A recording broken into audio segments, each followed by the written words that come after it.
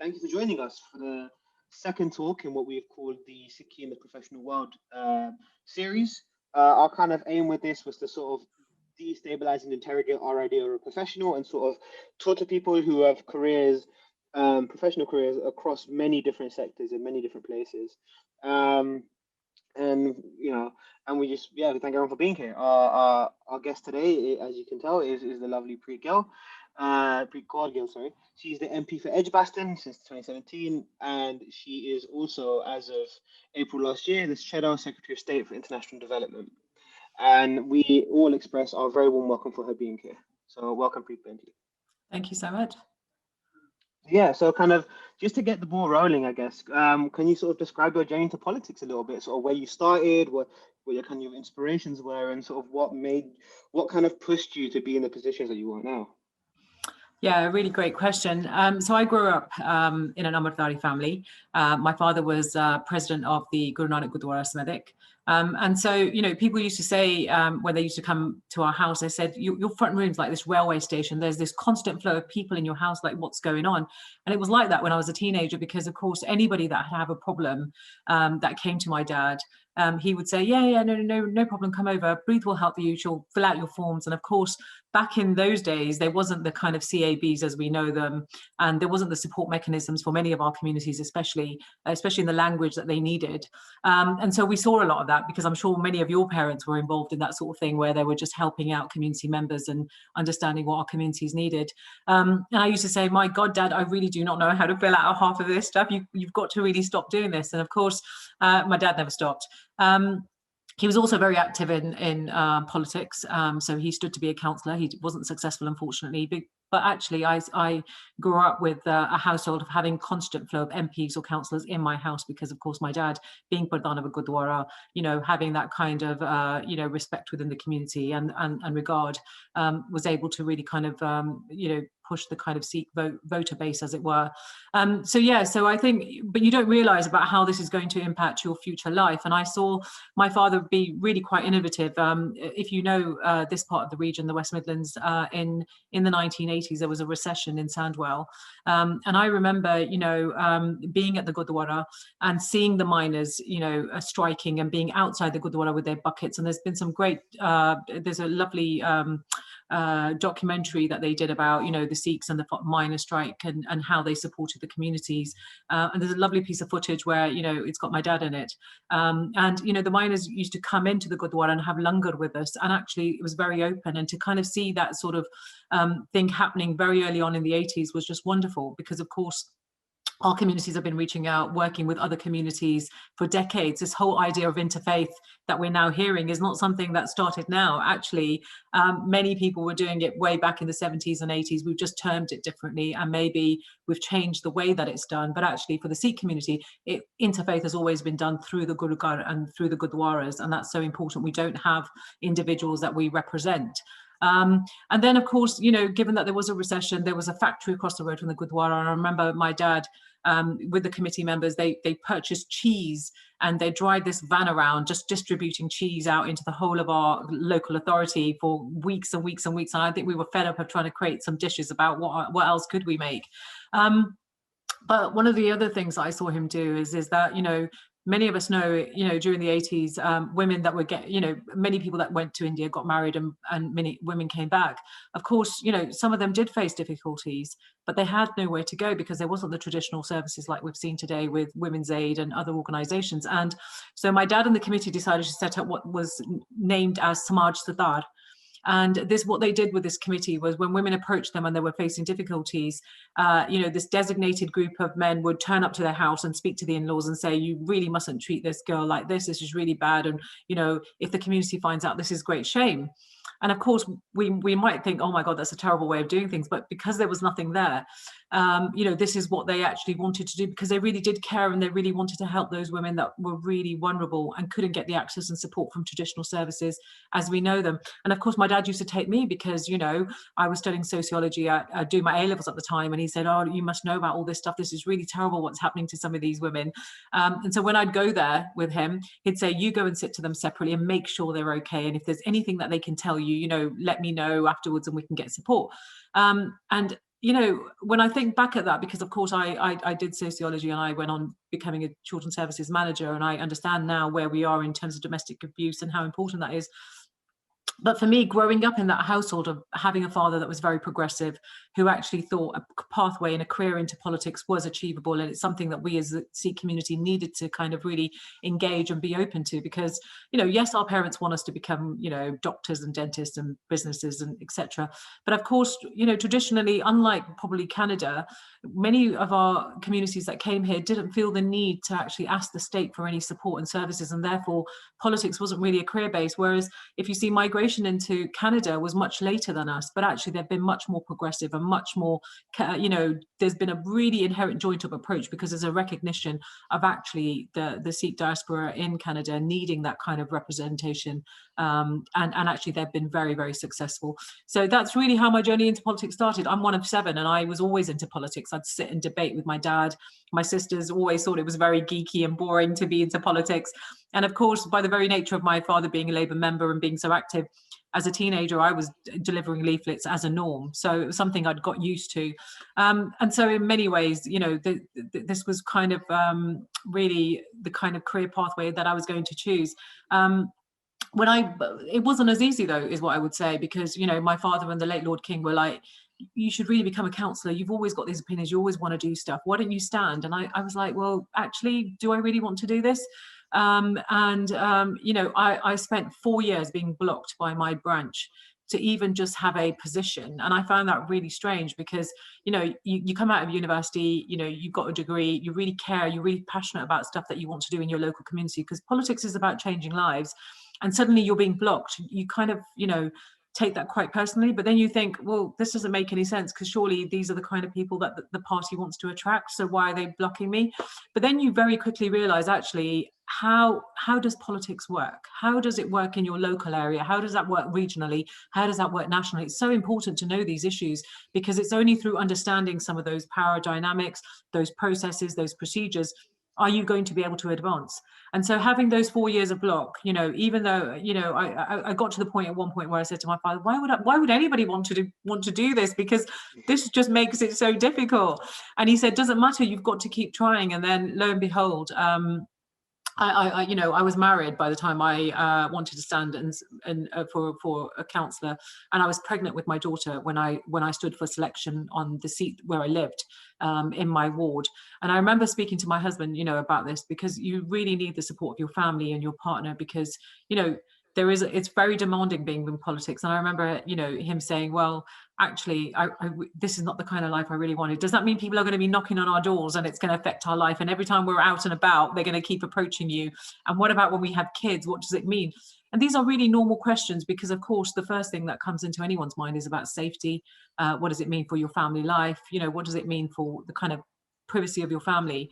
But I think my husband really understood that this is something I really cared about and was very supportive. So I remember, you know, being heavily pregnant and out there door knocking, and got elected as a councillor in Sandwell and Smethwick, so covered the St Paul's ward, and that really was my entry into politics. Wow, fantastic. And sort of building on that now, so obviously now you're the MP of Edgbaston, and kind of going from sort of grassroots kind of advocacy work, and then going into sort of local council, and now being sort of in Parliament. How do you feel the sort of transition was, especially from being a local councillor to a member of Parliament? So how was that transition? Yeah, so this is really interesting, because, you know, when I was a councillor, my father was like, you should become an MP. And I was like, oh, I'm not sure if that's really what I want to do. And he would say, but we've never had a Sikh female MP in this country. This is just can't be right. You've got to really put yourself forward. And so, you know, I think it's the kind of question that you ask yourself, do I really want to do this? You've got to be honest with yourselves, because you've got to really think about the impact it's going to have on your life. I knew that if I was going to be an MP, I couldn't go outside of the West Midlands because of the impact it would have on my family and my children and my parents. And so I think that's the first step for all of you. You know, if you are interested in a career, it's about being clear what your parameters are and what you're prepared to do and not do, for the very thing that you want to, you know, achieve. And so for me, that was really good, because there's a weight off your shoulder, because the moment you're honest with yourself and tell yourself, actually, I can do this, but I'm not going to do it out of this. Of course, you restrict your, opportunities, because now you're saying I'm only going to go into this area.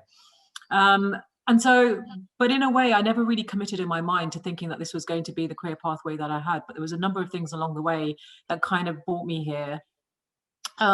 Whilst I came into politics because of my dad, and he was there, and really, really kind of proud in terms of the things that I could do for my community now.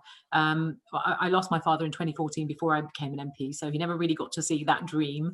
But it was actually after his death, I went on a number of courses, and it was then that I realised that actually I am going to become an MP, and I'm going to become the first Sikh female MP in this country ever. And I told everybody that.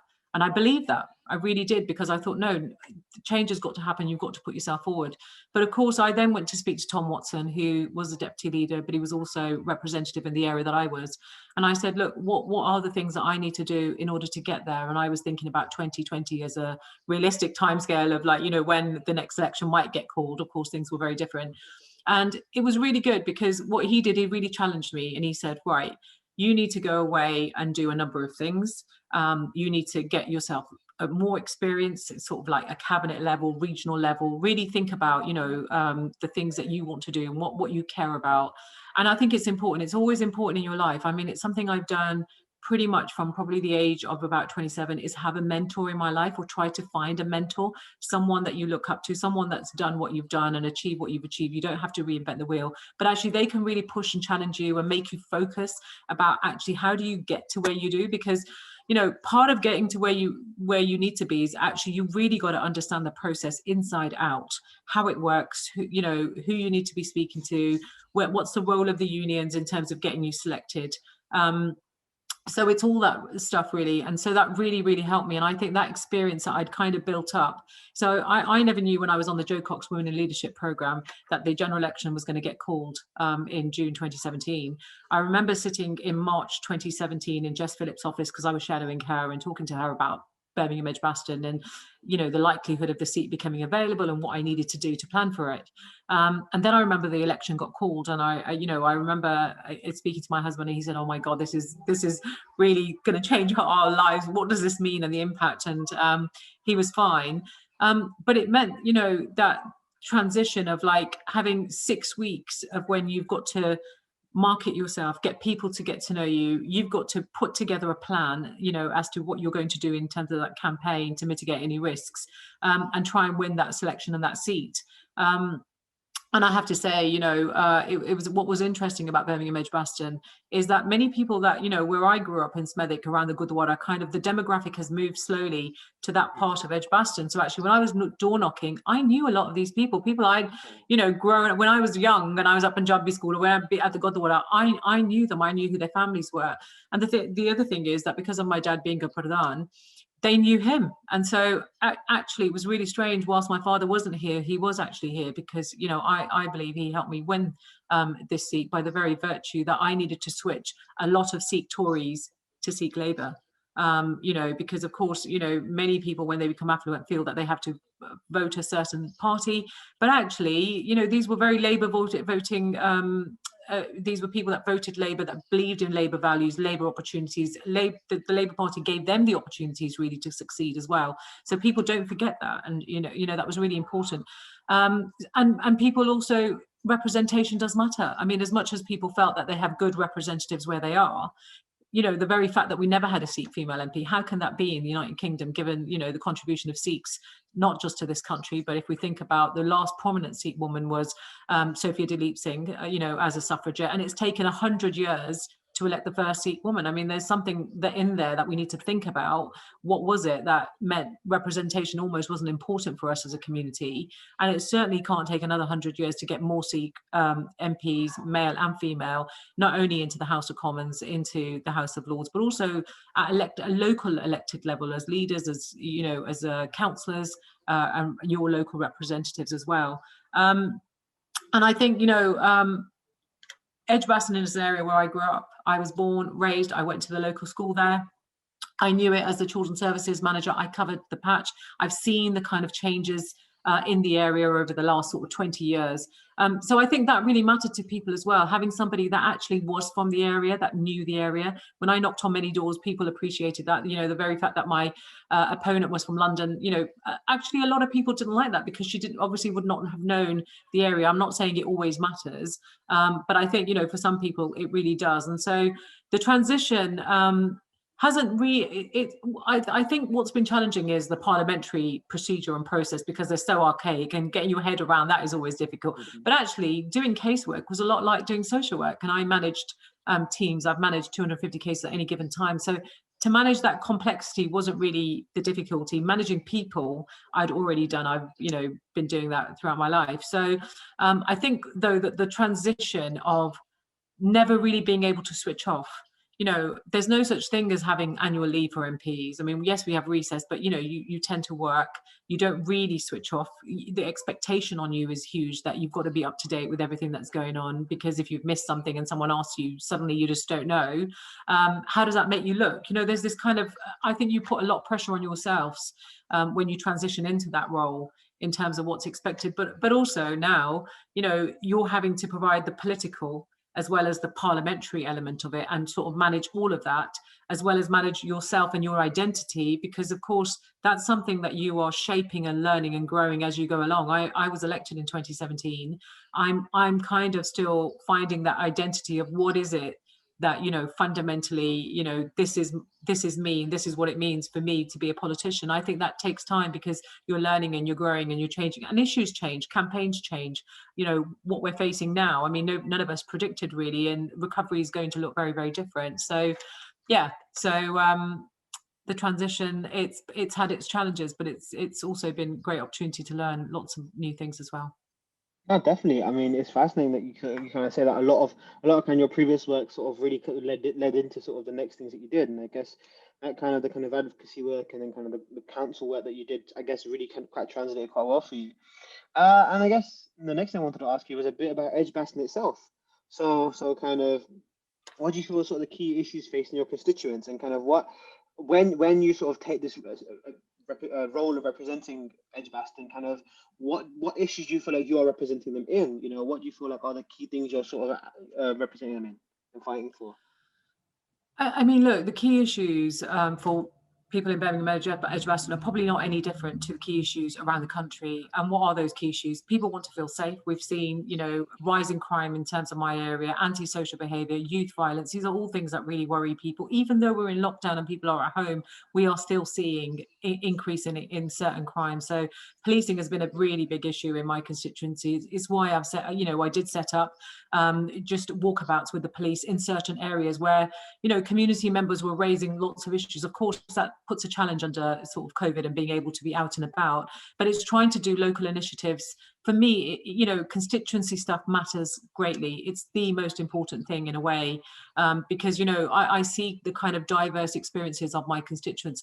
Birmingham Edgbaston is seen to be a very affluent place, but it's not. It has pockets of affluence. Yes, it has pockets of, you know, clear wealth in two parts of the wards, but actually there are other parts of the wards where social mobility is a huge concern. You know, the fact that children, you know, lots of young people don't go into higher education, for example. Why is that?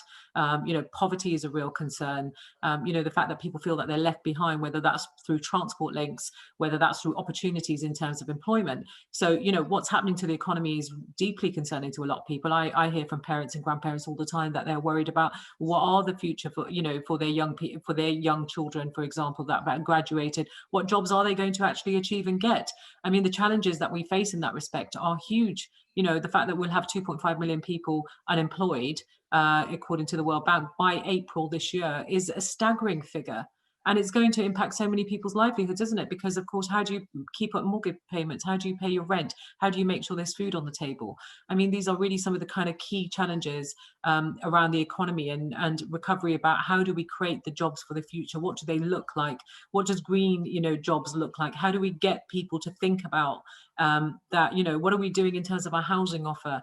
So there's a number of things, really. Some of the key issues that we're dealing with is the cladding scandal. We've seen it. It's a national issue. It's something I've been working with residents in my constituency. I've got an 18-metre high block of flats with 344 residents living there. And of course, if that was to have a fire, it would be absolutely catastrophic. They're paying £5,000 a week in waking costs as leaseholders that they have to pay out of their own pocket, because if something happened to that building, I mean, it would be the risks of, children living there, elderly living there. This is about human life.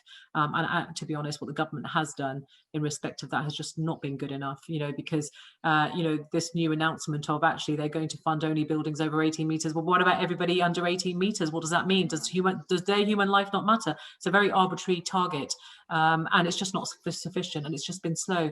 But these are the kind of real issues that really affect people's lives, because they affect your mental health as well. I mean, imagine you can't sell your property because nobody can get a mortgage. Your insurance premiums are going up. And none of this is of your making. It's the developers, that have sold you this, and now you are sort of lumbered in this position. It's absolutely devastating.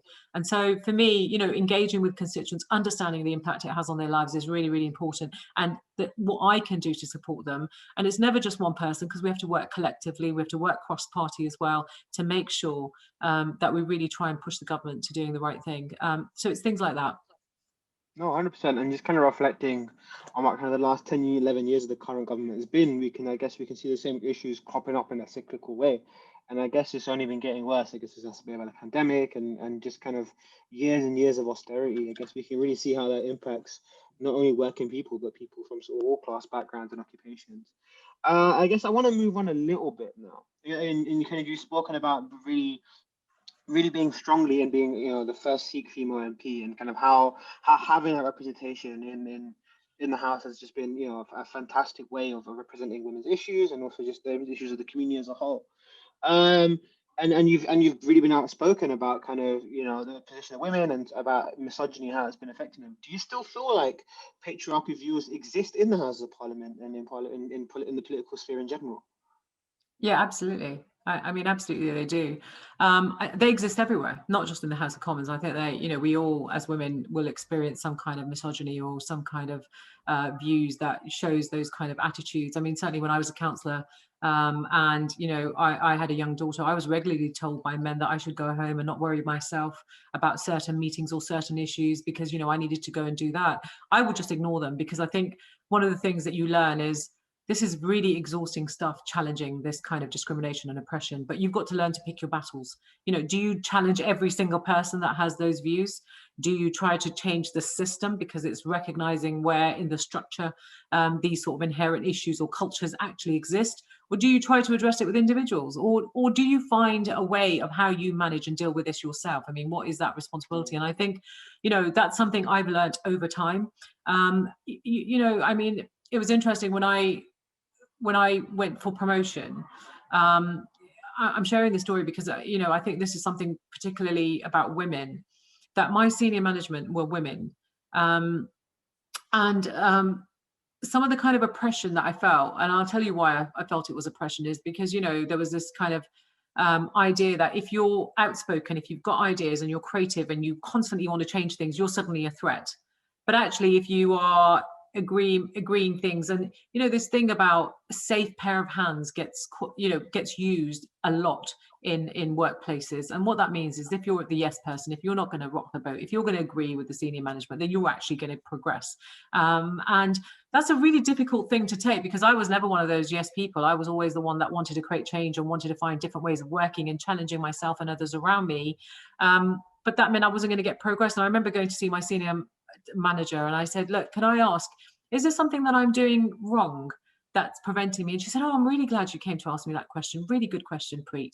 And she said, we never see the vulnerable side of you. And I thought this was the most bizarrest comment to make to me. I just looked at her and I said, I don't understand what you mean. She said, well, you never really come and seek advice and assurance and things like that. I said, yeah, but I've been doing this job, I know what I'm doing, kind of thing. But really what that meant is that, we don't see you break down. We don't see the vulnerable side of you. We don't see you constantly seeking for reassurance from us or coming to us to seek kind of direction. And, you know, that's not what we're kind of looking for. And you know what that did to me? That made me take a step back. Actually, what it made me do is, actually, I know I'm exceeding and excelling. And what I care about, what motivates me every day, is making the difference to the people's lives that we are working with. Because of course, child abuse and, you know, vulnerable families, and the support that they need is something that I care about, feel passionate about. So did my team. And I remember, you know, we just continued to do really well. And a year later, I got an email from a very senior manager saying, we just want to tell you that we are very impressed. We think you're outstanding. We think you're this and that and the other. And it's really great. And I thought to myself, I remember getting that email, it was December time, and thinking, did they really think I was waiting for them to tell me this? Like a year later, like really? And, you know, because I think you've got to feel that confidence within yourself. And you also recognize when you're working in big bureaucracies, you're kind of limited. You've got to make a decision about, right, are you going to keep rocking the boat, or are you going to find another way to do things? And actually that gave me then the focus on my politics. And I that's when I became a cabinet member. I remember going back to my manager and saying, actually, I'm reducing my days. And she said, no, please, is there any way you can do these hours but do that? And I said, but that's ridiculous. And she said, oh, no, but I did, because I cared about what I do. And I remember when I asked for unpaid leave for the election period that I stood, and that's fine. I remember about 4 weeks into the general election, she contacted me and said, oh, when are you due back? And I said, what do you mean? And she said, but when are you coming back to work? And I said, but I'm not going to probably come back because I'm going to win this seat. She said, sorry? She said, but you've got to think about when you're coming back. I said, no, I'm not. And it's those kind of real attitudes that you face in your life that puts those challenges. But coming back to the whole point about misogyny, these are barriers that many women face. Now, I think it's much tougher when you're a woman of color, of a different background. I think it's much difficult when you're outspoken and you want to sort of seek change. But the question is, you've got to ask yourself, at which point is enough? And for me, I recently, I put in a complaint against somebody on grounds of misogyny. The problem is, though, I mean, a lot of these complaint processes don't really lend themselves to looking at what the issues are. And I would have to say this with especially the Lord's standards process, is that in many respects, if you may, as a complainant, the person that's perpetrated and whatever it might be, you have got to come to some form of consensus and agreement at the end as an outcome. I mean, that is absolutely ridiculous, because it takes a lot for a woman to go and make a complaint about somebody and something, and then the other thing is that the complaint gets really the complaint actually gets lost in that whole process, because it becomes a she said he said thing. And I don't think it really lends itself to the victim as well, in terms of why would other women come forward to actually make a complaint when actually the process is not really lending itself to being quite independent or having an outcome that is actually acceptable. For example, how can I go to the perpetrator and say, do we agree with this outcome? The outcome might be mediation, for example, or it might be that somebody needs to apologize, and they say, no, I'm never going to apologize. So what was the point of going through the whole process? And it's things like that where when you do go through them, you realize actually this no wonder women don't actually come forward and actually make complaints, because this is not something that's made easy. And I have to say, I found that whole process very, very difficult. But these attitudes exist, and we have got to push back against them. It's really difficult when you're trying to do this on your own. You do need support. Sometimes you get that, sometimes you don't get that, because a lot of people don't want to actually get involved in something.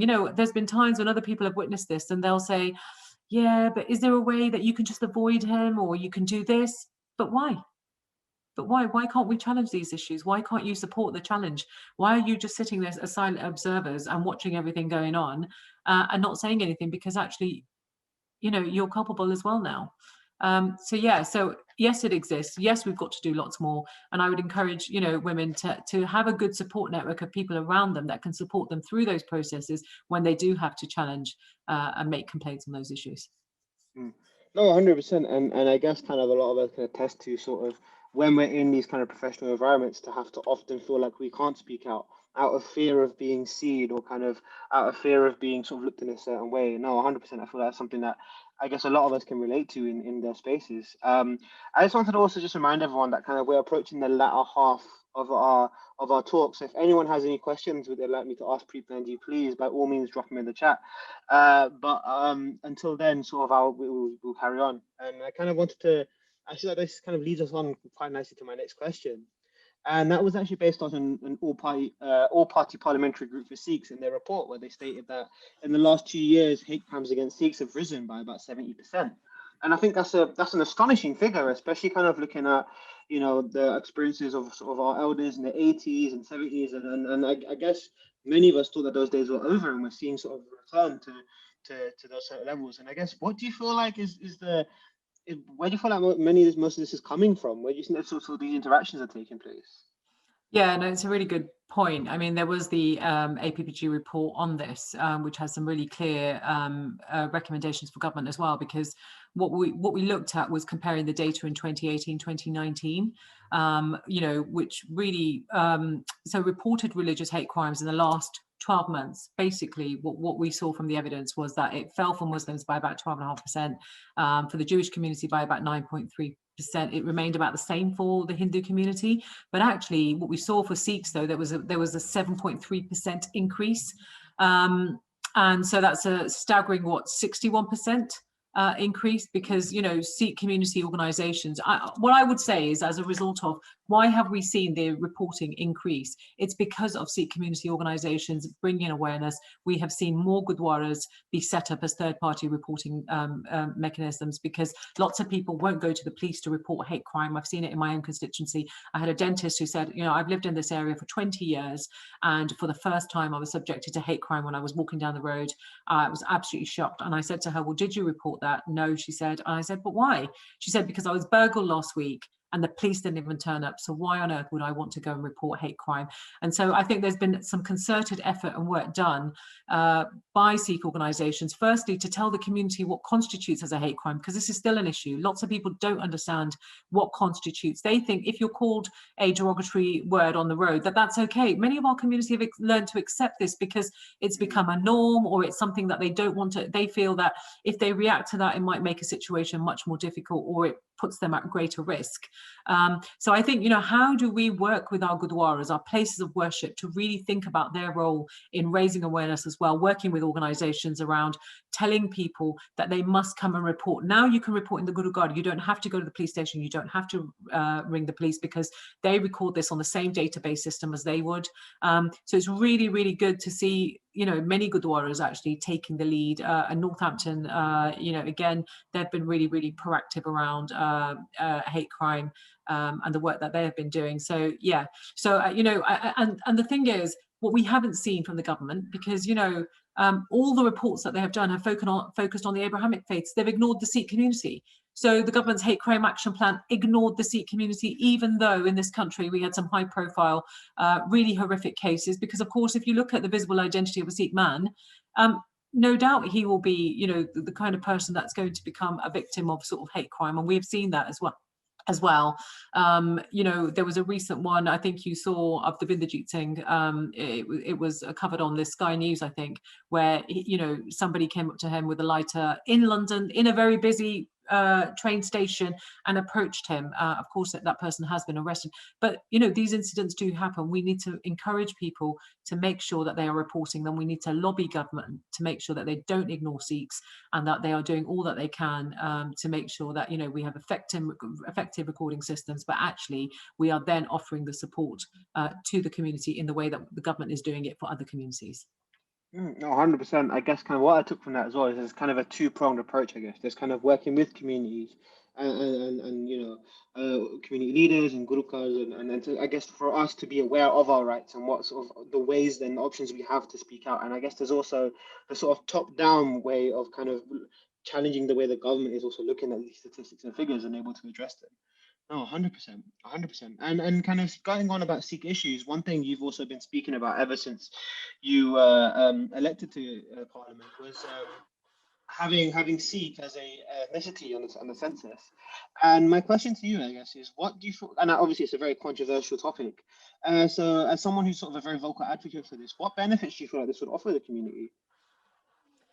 Well, firstly, look, this has been an interesting campaign, and it's a lot of people have tried to make this theological. A lot of people have tried to make this about separatists. A lot of people have tried to make this about something that it really isn't, and that's because those people either don't understand or they just don't agree, and that's okay, they can have the opinion. What they can't do is speak for the community. I think this is the most important thing.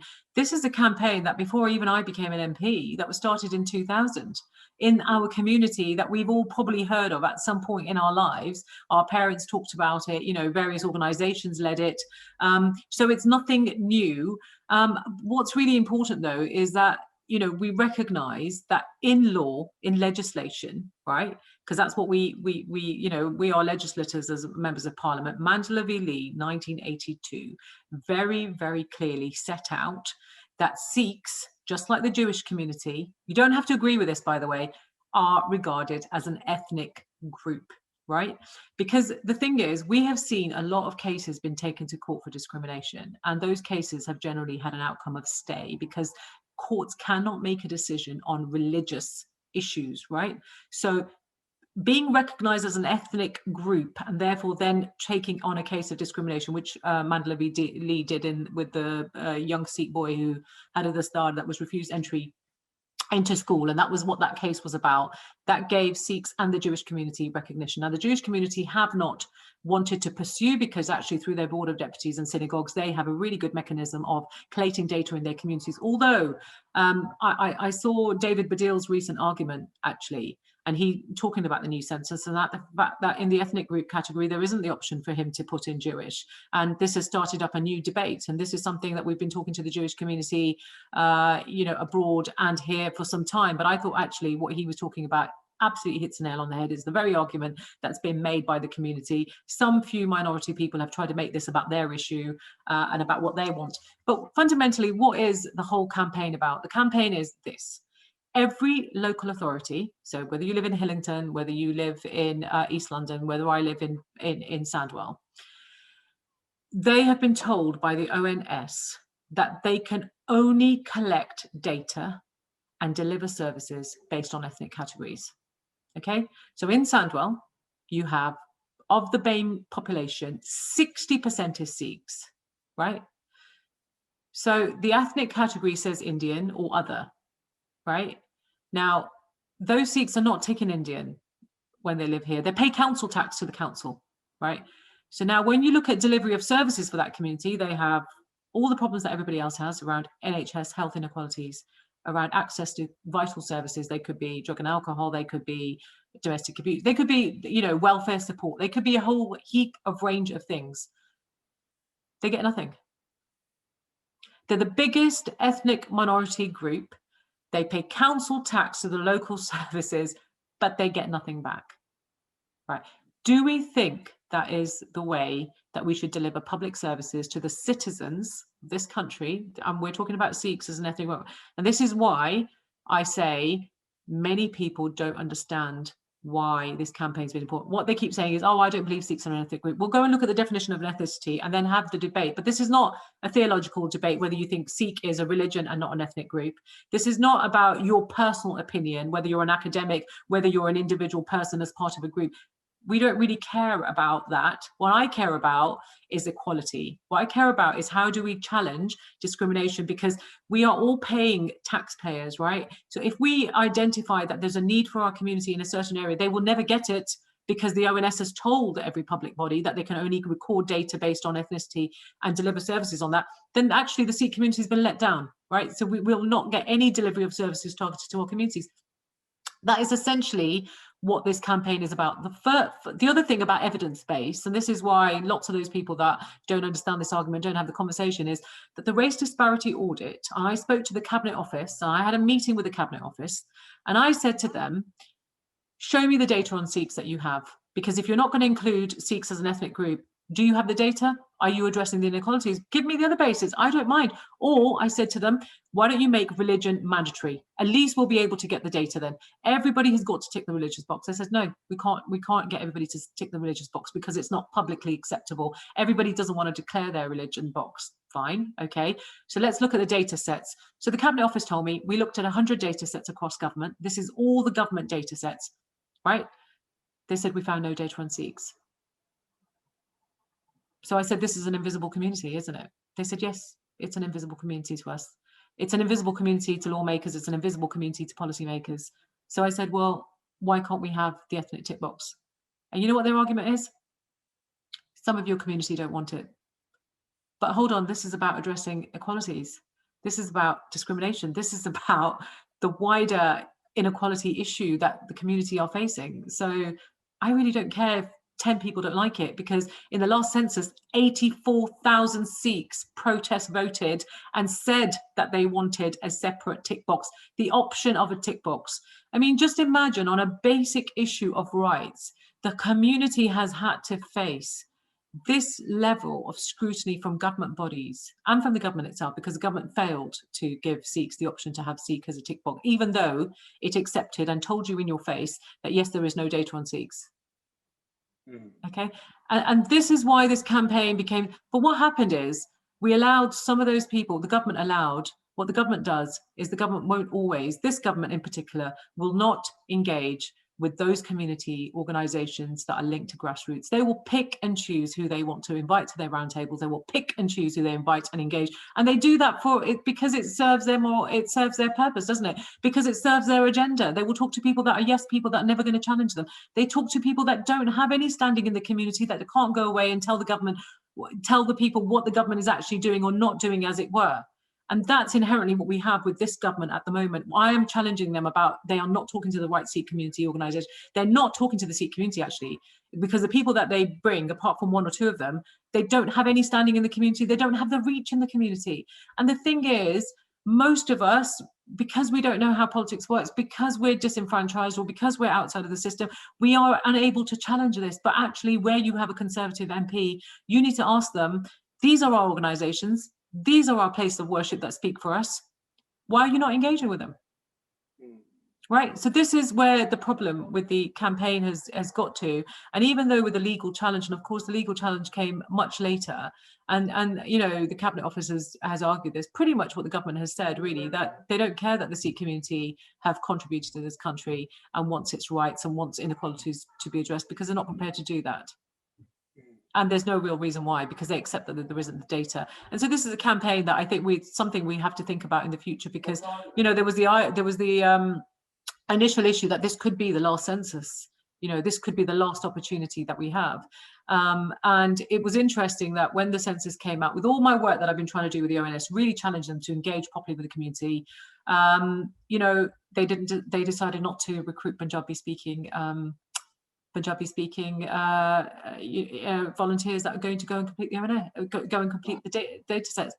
And I said, well, why did you not do that? And then they backtracked and said, no, we are going to.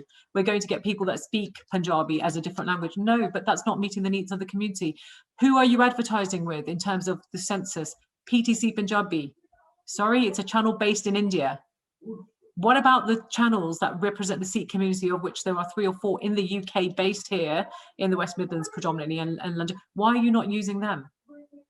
You see what I mean? It's so frustrating when you talk to government bodies and you talk to government and you try to explain them about, you know, who are the people in the community.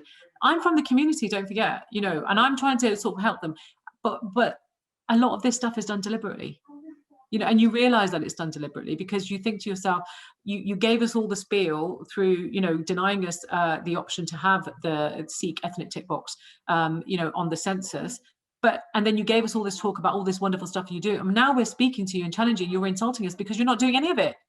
You're not even in your delivery, you're ignoring us. You're not even coming to me and saying, Preet, can we work with you as the chair of the APPG, because you've done all this work and you've raised all these concerns and we really want to get it right. Right? Because you know what they did? They decided to come and show me a presentation and spend half an hour talking about an utter load of crap that had already happened, that was irrelevant. And I had to show, you know, it's staggeringly difficult with this government, because, you know, it just seems like the community cannot remain invisible. That's why I really urge all of you, you know, you're at university. One thing my father said to me, I'll never forget, when I went to university, he said, it's all great that you're going to learn for yourself and you're going to create a career pathway. But you know what?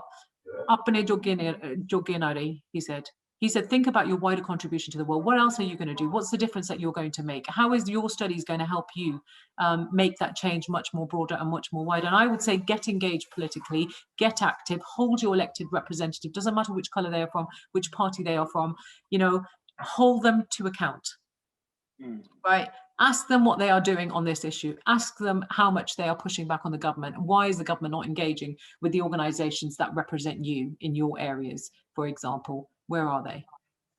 Sorry, I went on a bit, but it's been a really eye-opening, really eye-opening. And the other thing I would say, we're probably going to talk about the farmers' protest. One thing I would say, and huge respect to Jaskaran from Canada, who set up BARS, which is a platform giving writers, activists in the Sikh community the opportunity to share their narrative and put it out there. If we do not put our narrative out there, you're all educated in a fantastic institution. I urge you all to think and write about stuff that's really important to you. If we do not put the narrative out there, then actually somebody else is going to fill that narrative, as we have seen throughout the last decade. Even now, they're going to put that narrative out there. And what we saw is actually that those people that didn't understand this debate or didn't want to, you know, whatever reason they had, they were the ones putting out the narrative. But actually they didn't speak for the Sikh community. And that's the frustrating thing. Elected members speak for the Sikh community. No, 100%. I feel like you've definitely touched on kind of the way in which sort of we as a community need to undertake a lot more sort of a political education, whether that's through advocacy work, whether that's through engaging in the political process, or whether that's through sort of activism. One thing, Preet, I'm just sort of mindful of time. We do have sort of 5 minutes of our allotted hour. Do we have a permission to go slightly overboard, Absolutely. as all Punjabi conversations do? And I also wanted to make sure if anyone's got a question, please by all means feel free to drop it in the chat. But otherwise, I feel like we will push on. And I think, yeah, we touched on this lightly, but I also want to talk about what's going on in Delhi right now with the Kisan Majdoor protests. And kind of my main question was essentially, well, first of all, what are your personal reflections? Sort of what are you seeing, and sort of how are you sort of reflecting as someone who is both a part of the community and as someone who's in a political role? As a human being, I'm really disturbed to see what, just like all of us, the images, the footage, what's been happening, you know, draconian laws being used in the midst of a global pandemic, you know, to really silence voices. It's just been absolutely heartbreaking to see during winter months, our elderly, our women, our girls, you know, out there, one of the biggest social movements, biggest protest in history. And absolutely right to see social movements like this. The power in the people to bring about change is absolutely something we should all support, because no government, no matter where they are, in a democracy or non-democracy, should never take their position for granted and should never forget the power of the people. And actually, the fact that people have the right to peacefully protest, these are protected. The UN Human Rights Committee has made a very particular ruling around this. You know, this idea that you shut down internets because, you know, you want to control any future violence, there's no evidence base to suggest that. Even the UN Human Rights Committee again has made a ruling about this. Governments should not be shutting down internets. It doesn't matter if there is violence, because reporting is so important to get that balance. India is the one country in the world that has had the most amount of internet shutdowns, and it should worry us, because look, whether it's here or abroad, we should all speak up around upholding those values and principles of democracy, of international law, of human rights, of fundamental basic rights of people to sort of say why they feel disturbed by these laws that have been, you know, brought into place. Draconian laws been pushed through Parliament, become legislation. You have to take people with you. You couldn't do this here in the United Kingdom. We couldn't push through laws like this that are going to affect half of India's population. 500 million people in India are involved in the informal farming sector. You know, the International Labour Organization said that these bills will actually push more people into poverty. You know, we've seen subsidies of farmers in the United States. It hasn't worked. 50%. Government has to subsidize farmers in the United States by 50%. And even then, farmers are struggling. We've all seen farmer suicide as being a huge thing in the last decade and 15 years. We all know somebody, you know, certainly in my families as well, have known somebody that because of loans, because of debt, because farming wasn't, you know, giving them the sustenance that they needed. And of course, and you know, over the last decade, it's been devastating. No one's disagreeing that farming doesn't need reform. No one's disagreeing that actually this whole concept of burning chornai is having an impact on the climate, and you cannot do agriculture in that way where you're having to burn crops. You've got to look at how do you protect the soil. You know, how do you look at what actually the seasonal sort of produce is required? How do you think bigger? I want to see India leading on something like this around agricultural reform and climate. They had the opportunity to be really progressive and put now. Yes, it's not right that I'm talking about the laws, because they're domestic legislation, right? And that's a matter for India to kind of, you know, address how it, you know, how it's going to find a resolution through this, with, you know, even with the Supreme Court coming into this matter. I think the one thing that does disturb me about the laws is the very fact that in a democracy you're denying people from the right to go to the judicial process if, you know, there are any kind of concerns that happens, you know, whether they're trying to buy produce or they're not given the right price, for example. How can you deny people justice? I mean, that's just, and how can you put that into a law, into legislation, that you're going to deny them justice so openly? I mean, it's unthinkable. But the very thing that disturbs me the most is the human rights violations of the use of tear gas, of water cannons, of shutting down electricity, of shutting down internet, shutting down water supplies, the very things that are going to keep you safe in a pandemic. And let's not forget the death toll that, you know, or the rate of infection in India. It faces the same challenges as everyone, if not more. The secondary impacts are being felt much more, I suppose, as well, you know, and it's just been really devastating on a personal issue. But from a political point of view, you know, our party is absolutely clear that, you know, human rights violations, we have to speak up. There has been an intervention. We saw the statement from the Foreign Office team that came out, you know, saying that, you know, citizens have the right to peacefully protest. And this isn't just a Sikh and Punjab issue. This is across India. 250 million people at any one given time were part of this protest. And the protest has seen global attention, you know, you know, to see Greta Thunberg and Rihanna and so many people speak out, asking a very simple question: why are we not speaking about this much more? Why are we not talking about this? You know, that shouldn't require, you know, that shouldn't mean that we're going to see effigies being burnt of Greta Thunberg. It is, you know, somebody said to me who wasn't Punjabi, they said, what we've seen coming from India is something we never, ever imagined, ever. We've never seen it. And I suppose that's because people haven't just taken an interest, or there's been so many other things going on and people just don't, you know, don't really know what's going on. But actually you can't get away from the footage, that some of the footage that we see. Now, I also want to say that the minority group that, you know, on Republic Day, that were responsible for that, that was a very small minority, because when you look at the wider footage, when you look at the footage in completeness, actually it was pretty much peaceful. There were, the majority of the people were part of the you know, protest and the routes that people were saying that they were going to do. And so how this narrative has been made to become like a Khalistani or separatist or terrorist issue, it's been really heartening to see so many people that are not from the Sikh community push back and say, fine, half of India's population is now a terrorist, according to the government, right? We're happy to accept that label if that's what you want to give. If coming to ask, you know, for our rights means that we're terrorists, so be it. But you know what? The thing that really, really disturbs me the most is that whether we're in the United Kingdom or whether we're in India, we're applauded for being the first to go and distribute food. We're applauded for the first to go to a disaster, to turn up to help people. We're applauded for our contribution to World War I and World War II. We're applauded for being this model society that really works hard and contributes to GDP of the United Kingdom. You know, law-abiding citizens, you know, as we're referred to. But the moment we come to seek our rights, whether that's the census or whether that's on the farmers' issue, we're terrorists. And we have got to push back on this narrative. We've got to have the confidence to push back on it. You know, I urge all of you, yes, you know, yes, the Khalistan issue is separate. We don't have to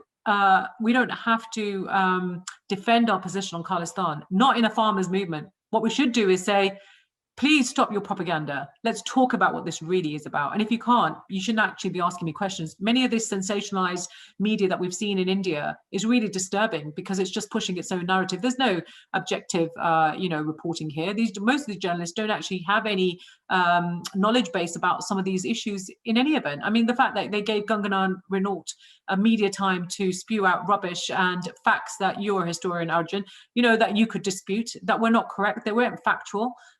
You know, you only have to go back to, I mean, you'd have to go back and really look at this whole Punjabi Suba issue and Longowal Accord and the demands that were being made way back in the 70s to understand how we've ended up in this situation with the farmers' crisis and a position that we're in now.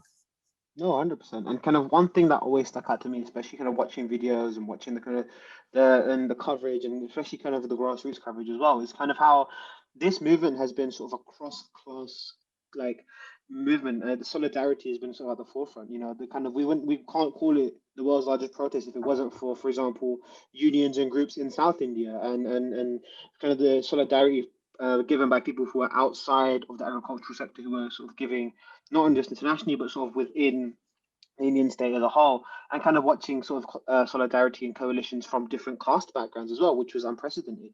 And then looking at how sort of you know, Sikhi has been at the forefront of sort of the organization, the spirit, organizing Langar, and the kind of the way in which that this movement can sort of change the face of the planet.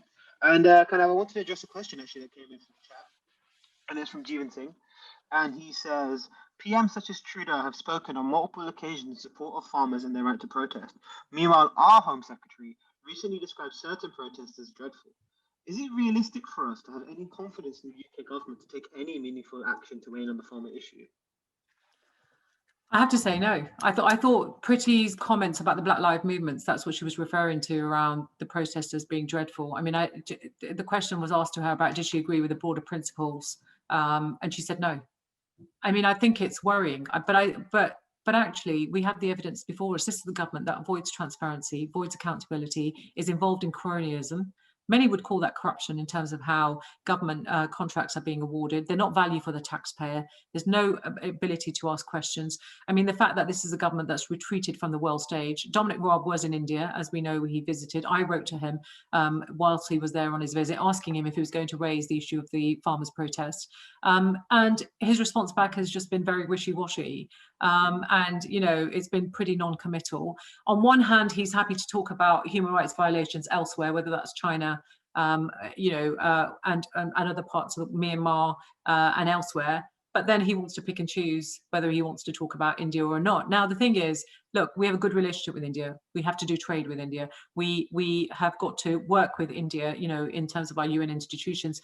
But that doesn't mean to say we can't call out India when it's doing something wrong against humanity, or whether it's going against democratic principles. I mean, this idea that suddenly this relationship can't do that is troubling to me, because actually, if you're a good friend, you can be a very critical friend as well, can't you? You can give some kind of constructive criticism to your partners, and you should be able to do that. You should feel, the question I have to ask is actually, does the world take the United Kingdom seriously? Does it take Dominic Raab in terms of the Foreign Secretary seriously? Do they actually think he's got any credibility, or will he actually be able to bring you know, world leaders together to address some of these global issues, whether it's on the pandemic, whether it's on the vaccine, making sure that that's equitably accessible, whether it's on debt for the global south, and these bigger issues on human rights violations?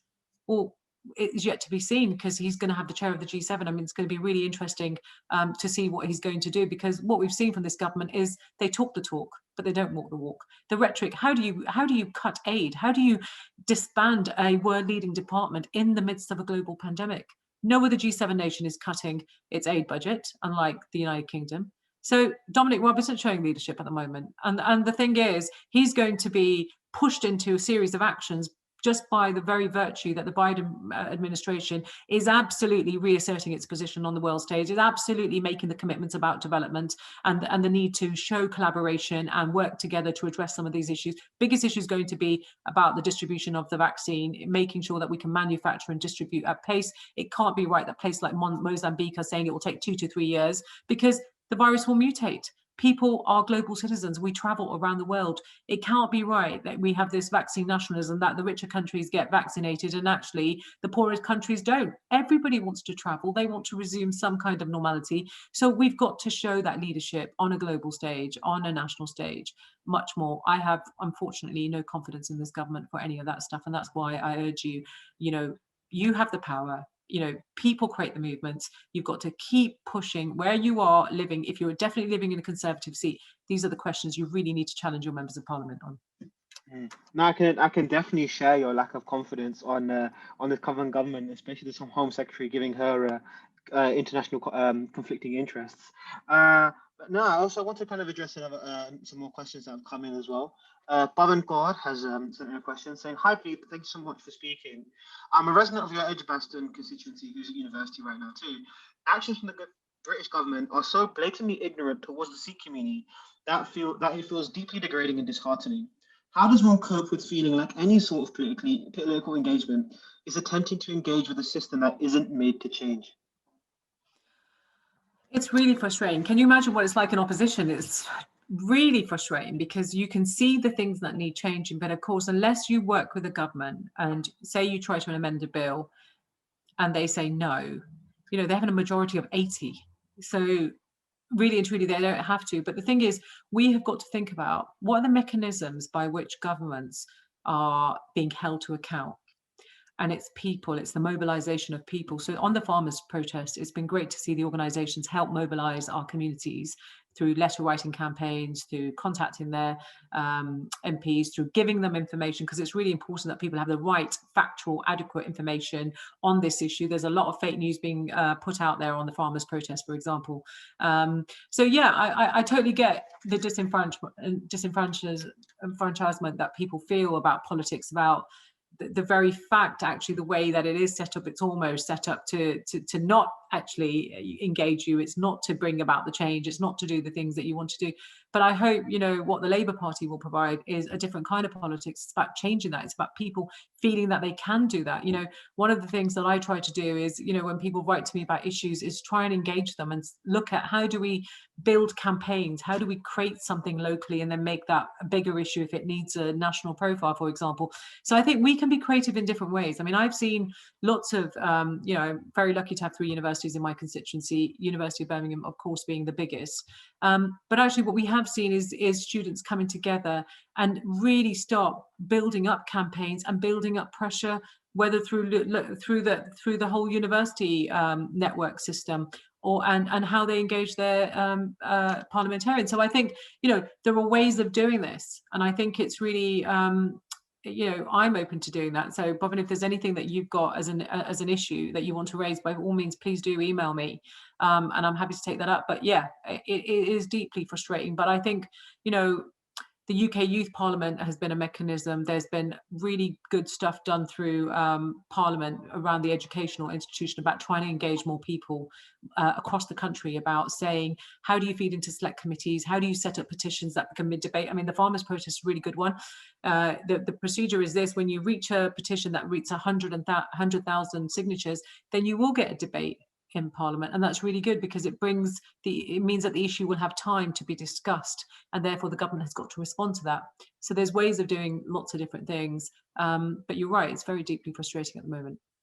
No, 100%. And I think especially now as well, being a university student, it's a fantastic time to sort of be politically active and engaged, whether that's through campaigning with members of parliament and members of the political process, or student activism work, which has been, which has had a resurgence considering the way students have been treated during the pandemic. No, 100%. And I feel like it's a very dynamic time, and I hesitate to say exciting, but there's definitely sort of a lot that can be done. We have another question from Gurchan Mataru, who asks, how has your work in international development supported you as an MP? So honestly, on the brief, so before I became grateful to Keir for appointing me on his front bench as the Shadow Secretary of State for International Development, of course, prior to that, I was a minister in the brief. And I have to say, this is a life-changing brief. You learn so much around what's going on in the world and development, and there's never a shortage of things to do or things to kind of consider when you're talking about development. I mean, look, as a brief, as a portfolio, it's always challenging to relate something like that on a daily or weekly basis to your constituency, because of course, yes, they do care. Yes, my constituency cares about what's happening to the suffering and the solidarity around what's going on in other parts of the world. But of course, there will be, times when they want to, whether it's humanitarian or whether it's through their faith-based organizations, they're supporting an initiative. But of course, one of the things that, it made me think about growing up. I saw my parents and grandparents, like many of you will have, send money back, remittances back to India to support their villages, to support their communities, whether that was setting up schools or funding, the local village school, the dispensary, the medication facilities, helping girls that were much, poorer be able to get married because there was this whole dowry system. So, this concept of international development, what's been really interesting to see is that remittances thing isn't just relevant to India. The diaspora communities here do that back home, whether it's in Africa or in the Caribbean or other parts of the world, and have been doing that. And it just does make you think, though, that had that been joined up in a way with sort of development agencies that might have been working in a region, can you imagine if they'd all put that money together and the ideas and the thoughts and the resource and the people, how much more they could have contributed? But of course, that's really, you know, that's one of the things that I think DFID could have done much more, is working with diaspora communities that live here to sort of get them engaged and think about actually what were the things that back home that they want to see change, what are the differences that they want to make, and how do we do that? How can I help shape that? So one of the things I've been doing is you know, engaging and speaking to lots more constituencies to sort of say to people, are you interested in development? You know, come and join us, tell us the things that interest you, because when we come to the policy issues and shaping actually our offer in the future, we really want to hear from a range of diverse voices. It should never be a top-down approach. It's always got to be in partnerships. It's always got to be bottom-up. Engaging civil society is so key. 100%. And I want to kind of carry on with kind of talk about your role within international development and as the Shadow Secretary. And I wanted to ask, actually, one thing in the past that you've spoken about is that you've pushed for the cancellation of debt to sort of certain lower income countries. And building on that, I guess, how do you feel the pandemic has shaped the way that we view development? Well, look, I think what we've seen is the importance of development, because what development has tried to do is focus on poverty reduction for the most poorest countries, addressing inequalities, having life-saving programs of, you know, vaccination programs that actually protect people from preventable diseases. I mean, the fact that we would have seen death tolls, you imagine, of Ebola and malaria, if we didn't have these vital programs. And of course, a lot of that is multilateral, but of course we have lots of bilateral programs that we have, you know, with various countries that are really important. I mean, just in this pandemic, for example, if you think about it, 3 billion people around the world don't have access to wash facilities. Just imagine that you don't have access to wash facility in your home. We're being told that actually you've got to wash your hands to keep yourself protected from COVID-19 pandemic. So imagine there is this, you know, the inequalities exist. I mean, they'll be made much starker as opposed to as a result of what's happening, you know, not just in terms of the global health economy, but of course the economic impact it's going to have, because we've seen girls come out of education in so many countries. It was always very difficult to get girls back into education. Many of those girls will never return. Imagine what the impact that will have on their jobs, on their future, on their communities. I mean, the ripple effects of this. And we're seeing the secondary impacts of COVID in many of these countries, because other programs have been cut or put on hold. There are still, you know, Yemen is the world's worst humanitarian crisis. We're still seeing conflict during a pandemic, how difficult it is to get aid through to the people that need it. You know, 2/3 of the Yemeni population can't actually access healthcare. I mean, when we take stock of things like that and we really think about solidarity and think about other people suffering, it really puts into perspective about actually how fortunate we are living where we are and the access that we have. I mean, the NHS is something we should feel proud to export. I want to see more countries, you know, strengthening their health systems, more investment. We're going to have future pandemics. How do we prepare for that future preparedness? How do we work collaboratively? The biggest challenge we face right now is how are we going to make sure that every country has access to the vaccine? Because pharmaceutical companies aren't going to give up their, you know, I mean, there was talking about the idea of patent pools, but I mean, of course, you know, if you share this information, that means, you know, you're giving another country the power to manufacture and then start distributing. And of course, everyone's going to be very sort of protective of what you know, knowledge and tools that they want to share. But of course, this is not the time to be worrying about things like that. Where is our moral compass on actually what is the challenge of the time? How do we collaborate together and how do we come together? You know, South Sudan's got a population of about 11.7 million. They only have 24 ICU beds and 4 ventilators. Just imagine if that was in the United Kingdom. Northeast Syria, there's what, 5 million people? They only have 28 ICU beds and 11 ventilators. So the stark inequalities are there. They are only going to get much worse post-COVID-19 recovery, and we really have to think about that. And that's why I'm really, really disturbed that this government is making cuts to the aid budget at a time when actually globally we have a health crisis, and this just really isn't acceptable. I think we need to do much more around debt for the global south. We need to be pushing private creditors as well as you know, the World Bank and the IMF to do much more. And of course, what we have to look at is the conditionality of some of these loans that have been set up, because, you know, with the World Bank and and IMF, many countries are prevented from investing in their own public services. How can that be right? How can it be right that you are prevented from investing in your own systems of education, of health, just by virtue of the loans that you have got? That is unacceptable to me. These are the sort of things I want us to show some very, very clear leadership on. No, 100%. And I feel like our relationship with the global south is definitely one that needs to be sort of readdressed, considering the sort of the barriers that certain sort of nations are facing as well, and especially, I guess, when we reflect historically on sort of maybe our complicity in the past in sort of exacerbating some of these issues. I want to ask you one more question. Great, because I was going to say I've got last 5 minutes now, and I would like to do a picture with everybody on the group if they would be willing to before we go as well. Great. By all means. Yeah, so this is a final question from Dominique, and she essentially asks is, what barriers do you feel you have faced as a Sikh woman of colour to get where you are now? And how can we as individuals help remove them in the future? And I know you spoke on this a bit briefly, but it'd be nice to kind of, I feel like it'd be a nice note to finish on. I mean, look, there's loads of areas in my life that I face, loads of barriers, and you know, there's times when you just want to give up. But I think it's really important to, you know, for all of you on your journey while you're in education, is to think about, you know, ask yourself a question: where do I want to be in 5 years or 10 years? What is it that I want to do? But don't do this in a very ambiguous way. Don't say, I just want to be successful, I want to have a career, I want to be happy. Be specific, write it down. You know, for me, it was that specific. I want to be the first female Sikh MP in the United Kingdom, you know. And what that does, it makes you commit to something. Then you have to go and do the research as to how do I get there. And what I would say is, look, there'll be lots of people telling you that you can't do certain things. There'll be lots of people pulling you. There'll be lots of people being negative about you, saying lots of things. What I would say is, you know, have a really solid group of friends or family, whoever they are, around you for support. Share what you're going through. Don't keep it within you. You know, speak out about your experiences. You know, and just go for it. You know, dream big. You know, go and do what you want. Don't let anyone stand in the way. You know, and I would urge you and encourage you to think about having a role in politics, because you can become a councillor and do your own profession.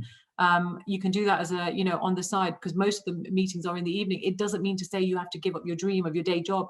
You can, you know, you can be active in so many other ways. And if you don't want to be active, think about your relationship with your Gurugar, with your Gurdwara. You know, I grew up and I spent a lot of my early years, I would say between, you know, 5 and maybe 15 in the Gurugar. Why? Because I went to Punjabi school. My kids are getting told off. I went to Punjabi school. I did Santhia. I did Kirtan. There was lots of people my age that were growing up, going through very similar circumstances. And we spent a lot of time in the Gurugar. And so I see them now. They're all adults and we go there. We have our own kids and, you know, we know each other and it's our community. It's our family. I think this is so important that we hold on to our values of Sikhi and use them to help shape, you know, whatever it is we're going through. That's the one thing I would say that's really helped me, is growing up in that kind of Amritdhari family where you are given the tools very early on around Gurdwani and Part and things like that, that enable you to get through some of the challenges in your life. I remember when I was doing my dissertation, I did my research in India, in Delhi. I came back from India and I found it really difficult to just get stuck in. And I just, you know, when you go for this block, and I just couldn't get into it. I was thinking, oh my God, I'm going to fail my final year. I've not been able to write my dissertation. And I remember, I don't know what happened, but actually I remember for about 3 weeks or something, when I started that process that I'm going to do it, I had Bart on, you know, constantly, morning, noon and night, just there in the background, nothing to kind of like, you know, disturb you. This is before we had all these earphones and fancy phones. This is on your normal tape. And I tell you something, you know what, I was able to write my dissertation in 3 weeks. I mean, it was madness. I lived and breathed it, you know, I had very little sleep, but I got through it. I got through it. And I really believe that it was those very Sikhi values of going back to what was it that made me always feel confident, safe and secure in myself. And of course it was, you know, at home, always listening to Barney or Bart or something was on in that way. And when you're away from home, it actually kind of takes you back to that place. It kind of gives you that sense of, actually, I'm not alone and I can get through this. You know, you can get through it. Challenges are tough and there'll be lots of difficult things in your way. I tell you, even from your own community. I mean, I get this a lot from our own community, the negativity, but it's okay, because I just feel it doesn't matter. You know, for me, I'm going to follow the path. I want to do seva, and that's, you know, that's the thing that keeps me going. And yeah, so, you know, keep at it, whatever it might be. Well, that's a fantastic note for us to end on. Preet Reggie, thank you so much for joining us. It means the world. And thank you for sharing your experiences with us. It's been a fantastic conversation.